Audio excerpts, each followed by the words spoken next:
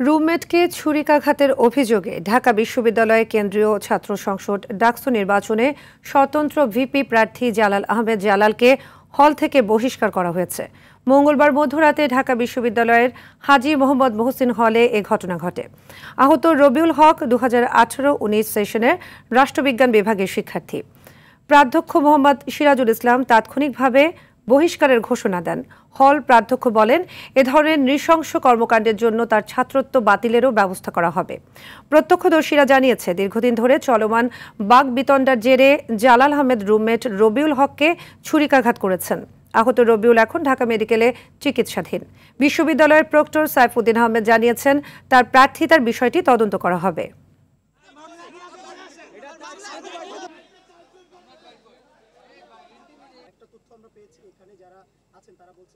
মামলার পরবর্তী যে প্রক্রিয়া সেটা প্রচলিত আইন অনুযায়ী চলবে। স্পেসিফিক্যালি এইটা বলতে পারবো না, বাট আমি শুনেছি যে ব্যক্তিগত দ্বন্দ্ব আছে, এটা আমি শুনেছি। বাট এটা হল প্রশাসন হয়তো আরও খতিয়ে দেখবে। ওদের দাবি দেওয়া বলুক, কারণ আমরা তো শিক্ষার্থীদের কথা শুনতে চাই। তাদের কথা না শুনে কোনো ব্যবস্থা নেওয়া যাবে না। দর্শক, ডাকসু নির্বাচন সহ সার্বিক তথ্য জানাতে ঢাকা বিশ্ববিদ্যালয় থেকে যুক্ত হচ্ছেন সহকর্মী রাকিব হাসান। রাকিব, প্রার্থীদের প্রচারণার কি তথ্য আছে এবং কোনো অভিযোগ আছে কিনা আমাদের জানাবেন।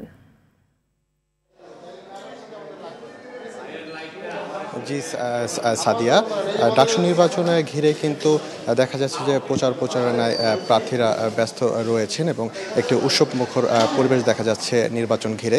কিন্তু এই আমেজের মধ্যেও কিন্তু একটি অপ্রীতিকর ঘটনা ঘটেছে।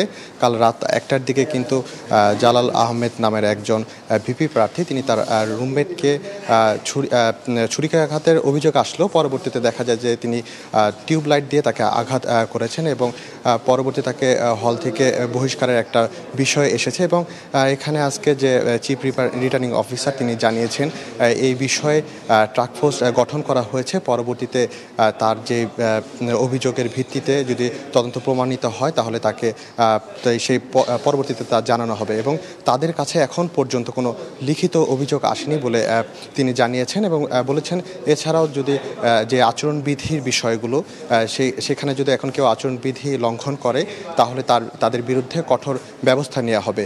তো ডাকসু নির্বাচন থেকে এই ছিল আমার কাছে সর্বশেষ তথ্য। সাদিয়া। রাকিব, আপনাকে ধন্যবাদ।